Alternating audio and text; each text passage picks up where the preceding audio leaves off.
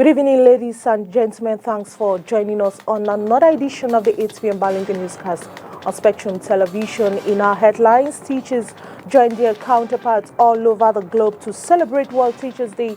Today, October 5, 2022, our newsroom visited the Beseke ceremonial ground here in the city of Douala, and equally the Yaoundé multipurpose sports complex where both government and private school teachers came together to commemorate the day. We shall be having a portrait of a teacher who have been practicing for 34 years, and also we would be finding out from some inhabitants here in the city of Douala about the memories they have of teachers and equally the impact they had in their lives so far. Thanks for joining us once more on another edition of the 8 p.m. Bilingue newscast on Spectrum Television. We'll begin in the French language with you, Oriane.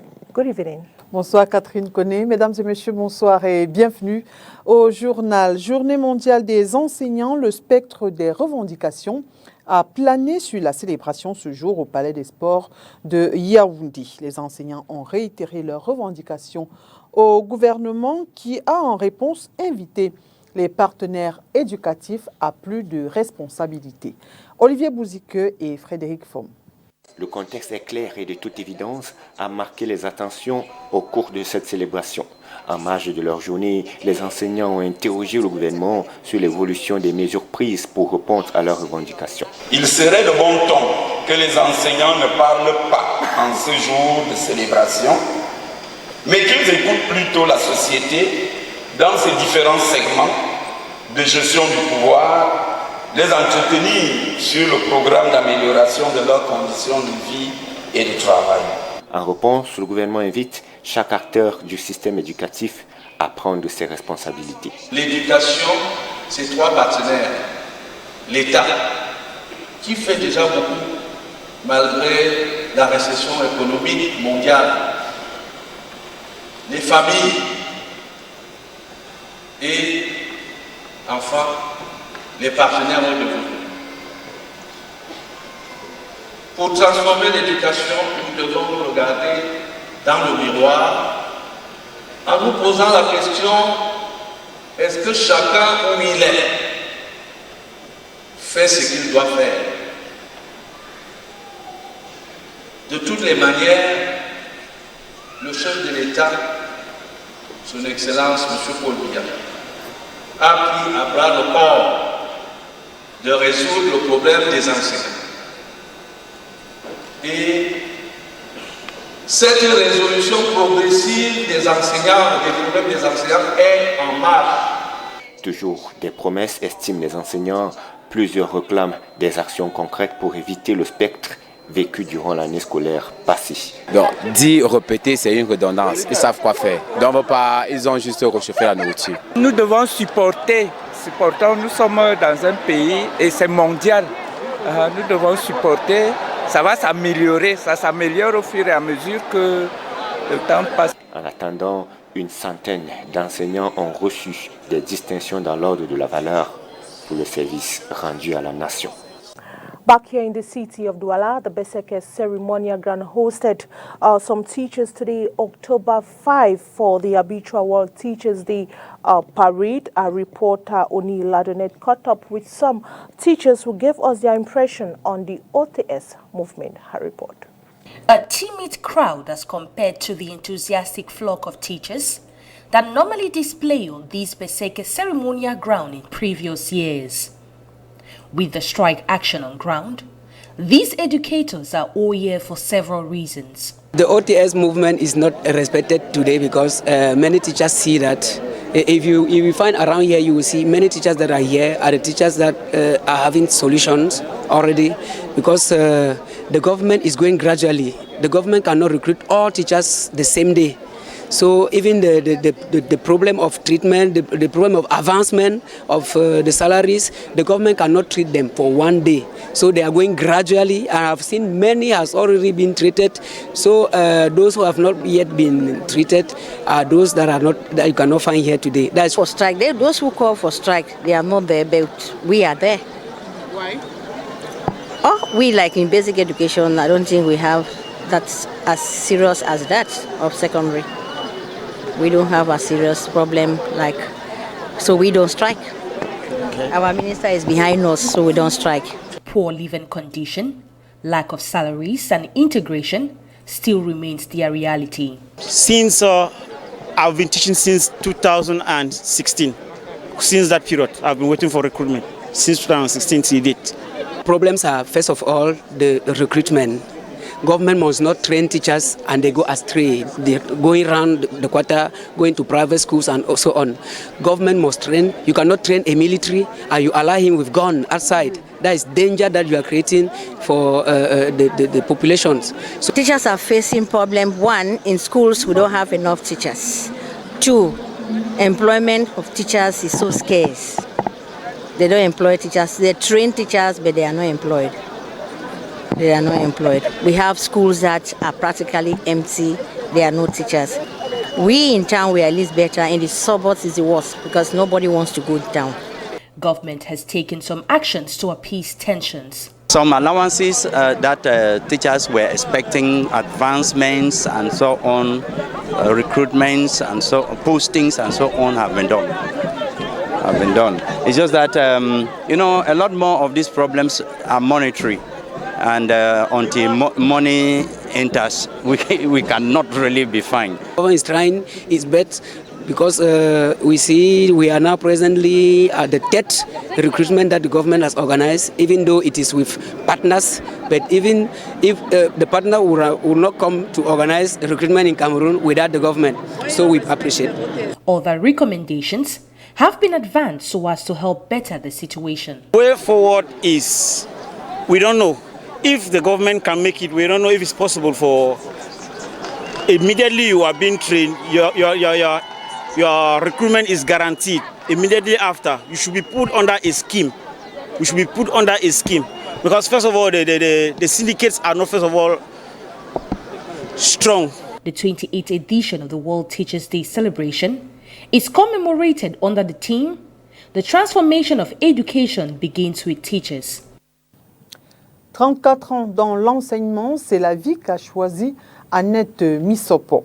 De ses débuts en 1988 à 2022, celle qui est aujourd'hui également fondatrice d'école nous raconte ce soir son parcours. Une vie d'enseignante, c'est la plume de Léla Reine-Ganzeux et Julie. Paré comme il faut pour profiter de la journée qui la célèbre, la journée mondiale des enseignants. Voilà, je pense que j'ai trouvé mon bonheur. La case esthétique cochée, c'est bien mise qu'elle fait son entrée à l'école bilingue Missipo. Direction, son bureau. Présentez-vous, madame. Je suis Annette Missipo, épouse Ndoumbe, enseignante depuis 1988. J'aime à le dire avec emphase, parce que ça fait vraiment longtemps. 34 années de vie passées dans l'enseignement. Maîtresse, directrice et aujourd'hui fondatrice de l'école maternelle Missipo.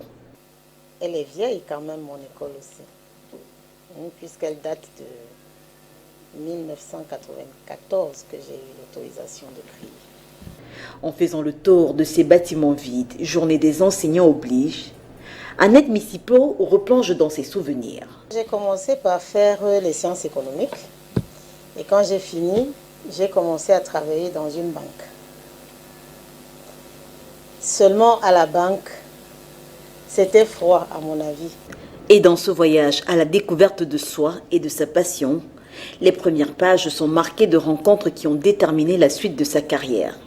J'ai eu la chance, j'aime à le dire, parce qu'il faut rendre hommage à ces personnes-là qui m'ont prise en main quand j'ai commencé en 1988. Je suis tombée sur des enseignants chevronnés, mais passionnés avant tout. Et j'ai été prise en main et j'ai compris que j'étais dans mon élément. 34 ans, toute une vie dans l'enseignement, Dame Missipo prend un temps grave pour donner sa définition du mot enseignant. Quand vous exercez ce métier, vous devez le sentir. C'est la raison pour laquelle vous voyez que les enseignants aujourd'hui, et de tout temps, hein, on a toujours dit que c'est le métier ingrat. C'est celui qui donne sans fin. C'est-à-dire qui ne compte pas. Il donne, il donne. Il reçoit très peu, mais nous avons une autre compensation qui est celle de voir un enfant qui est parti de rien et qui devient un homme demain. Pourtant, sur ce chemin, les difficultés sont nombreuses. Les enseignants ont des salaires bas. Les enseignants n'ont pas de sécurité sociale, ils ne sont pas affiliés à la CNPS. Les enseignants n'ont aucun encadrement dans les écoles. Mais si c'était à refaire, un aide municipal choisirait encore et toujours l'enseignement. S'il fallait recommencer, peut-être j'aurais même recommencé, j'aurais commencé avant. Je veux dire, c'est un métier gratifiant. Nous mettons notre empreinte, nous formons les enfants, nous enseignons, nous instruisons, nous éduquons les enfants. Alors oui, on doit célébrer l'enseignement. Heureuse célébration au Seigneur de la Craie. Et ce 5 octobre est donc Journée mondiale des enseignants. Les habitants de la ville de Douala se rappellent de leurs formateurs. Au micro de Nono Fautier, certains rencontrés dans les rues de Bonanjo, ici à Douala, racontent les souvenirs qu'ils gardent de leurs enseignants. Je propose de les écouter. Ce sont eux qui m'ont écouté cette éducation. Si je suis ce que je suis, c'est grâce à eux.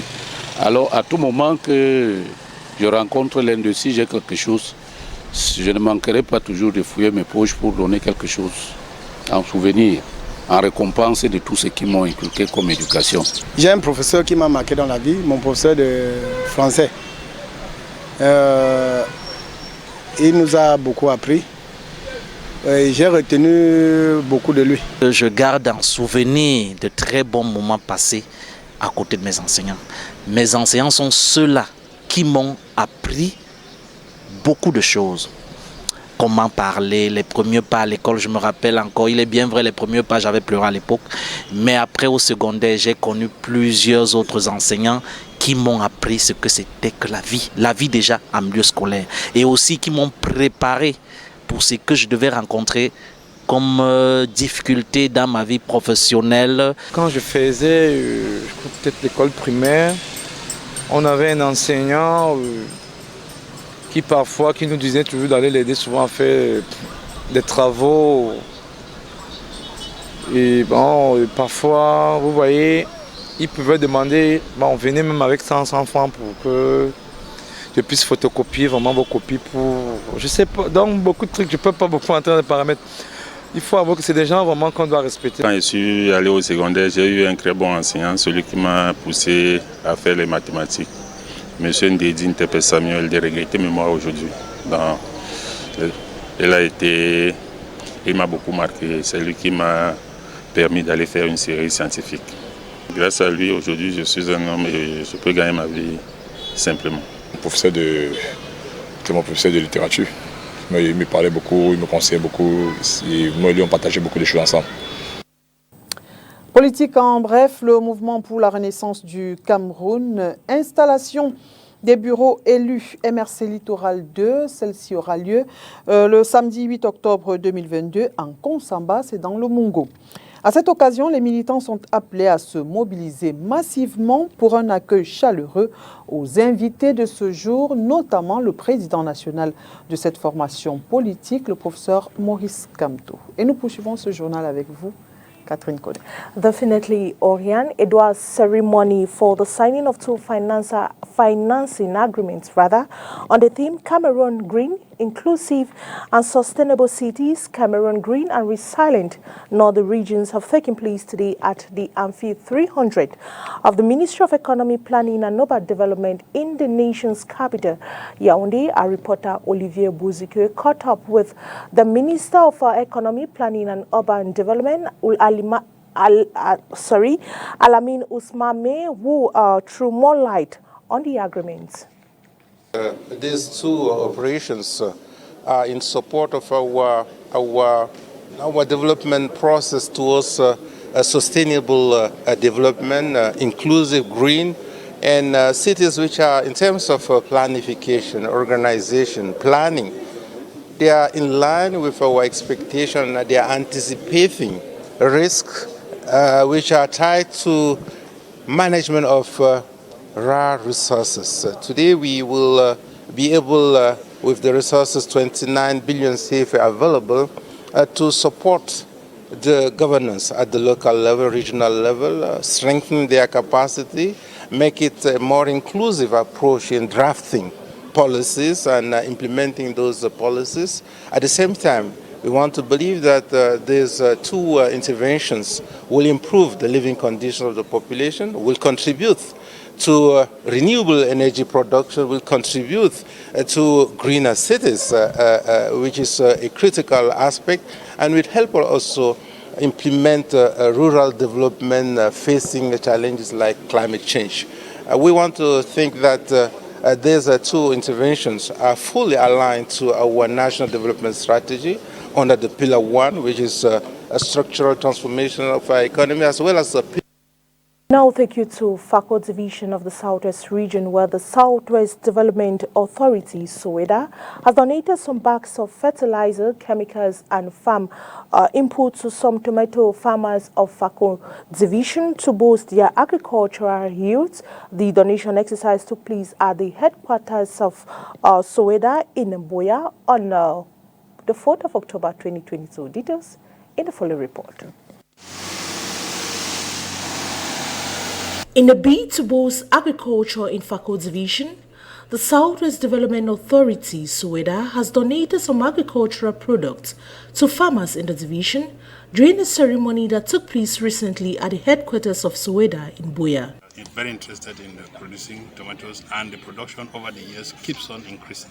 That is why we thought it wise to give support to these farmers, and one of the areas that they actually need the support is in the area of input. So we're accompanying them this first season. This is the first time that the Southwest Development Authority is getting involved in supporting tomato farmers, and we think that is something that has come to stay, because we want to continue to push on the message of diversification so that farmers are able to meet up with their income demands at any season, irrespective of whether it is not the cocoa season, it's not maybe the maize season or plantain season.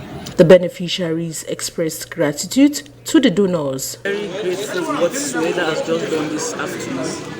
In fact, it will go a long way to assist me in my farming program. So SOEDA has done more than enough for me, and I'm very happy.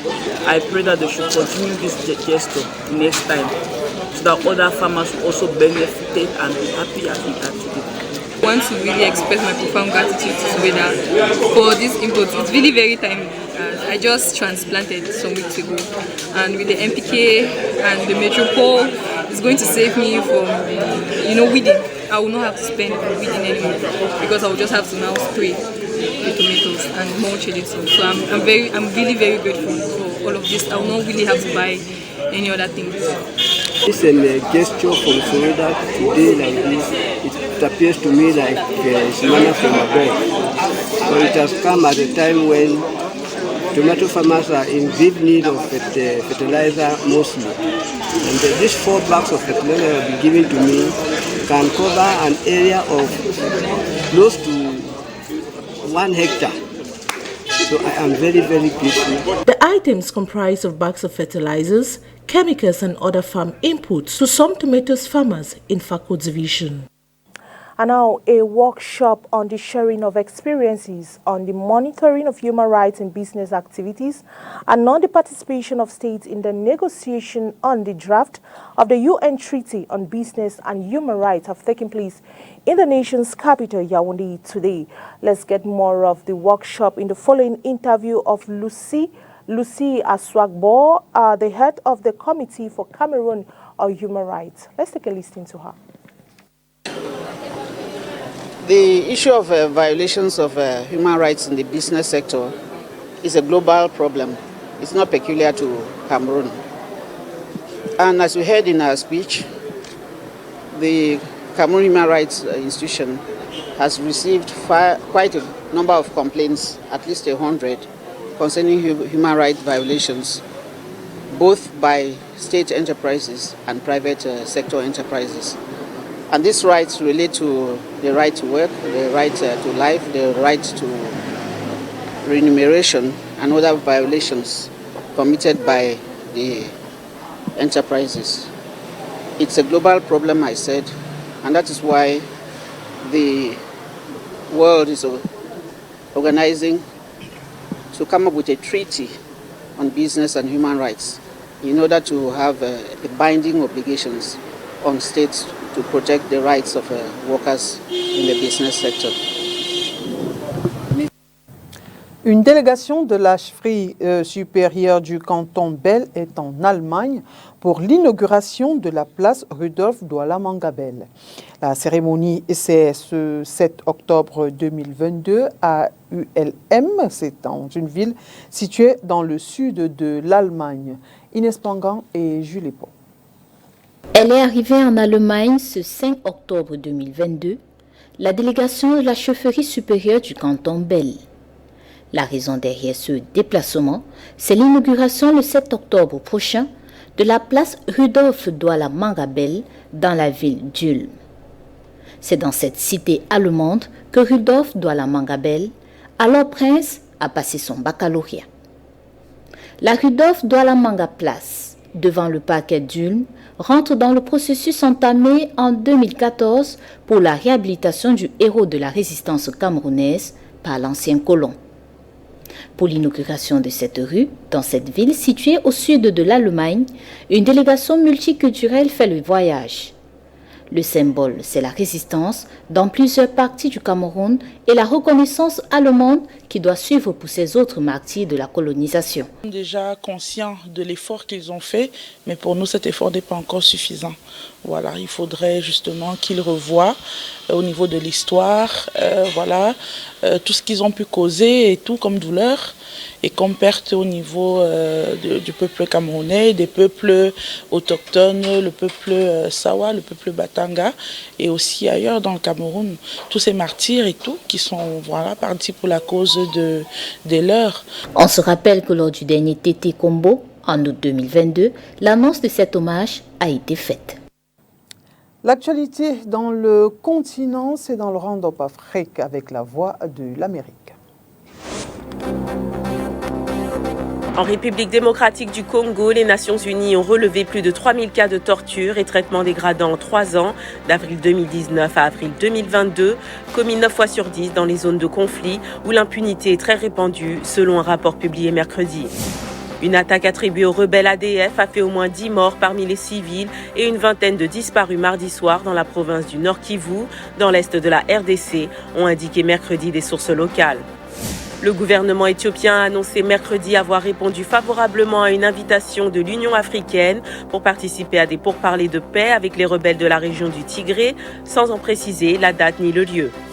Au Burkina Faso, la mission ouest-africaine venue évaluer la situation quelques jours après un deuxième coup d'État en 8 mois est repartie confiante mardi de Ouagadougou où des manifestants s'étaient rassemblés pour la critiquer. Let's now talk about sport. Alphonse Kwanye has been installed as a leader of Rancen Football Club ahead of the new football season. His installation happened on Sunday when the club administratives met in a general assembly. Details with Oni Ladonet.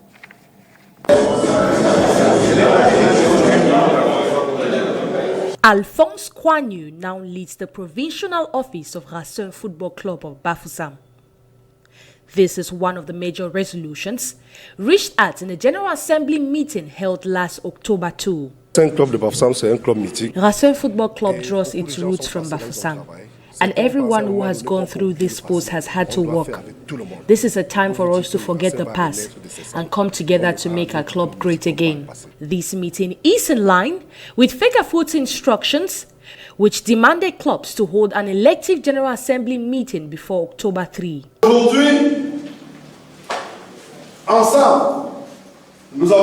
Today, together, we have decided to start a new season. And this new season is obviously starting with the organization of this elective regional assembly, which will help us put together a new administration, which will have as objective put Rancen in the first division once again. de remettre le Racing de Bafoussam en première division. The newly installed office has been charged with taking the site back to Elite 2. Notre devoir à nous tous qui avions répondu présents ici, de trouver tous les voies et moyens pour que cette dissension cesse.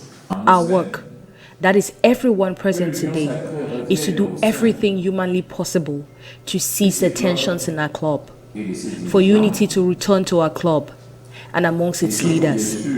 It is in this same light that we ask optimism to live amongst us, because we have a long way ahead and we have to redouble our efforts so our club can return to Elite 1. Nous tous, nous devons nous battre pour redoubler d'efforts pour que notre club regagne sa place en Elite 1. All this was done in the presence of the West Regional Delegate for Sports and Physical Education, Secretary General of the West Regional Football League, local councils, and other administrative heads. The new leader is called upon to respect the prescriptions in conformity with the rules as laid out by CAF, FIFA and FECAFOOT. And that brings us to the end of the 8 p.m. Bilingue newscast on Spectrum Television. Ladies and gentlemen, thanks for watching the news and see you tomorrow. Have a wonderful night. Oriane Donken. Merci Catherine Koné. Mesdames et messieurs, merci à vous d'avoir été des nôtres et bonne suite des programmes sur Spectrum Télévision.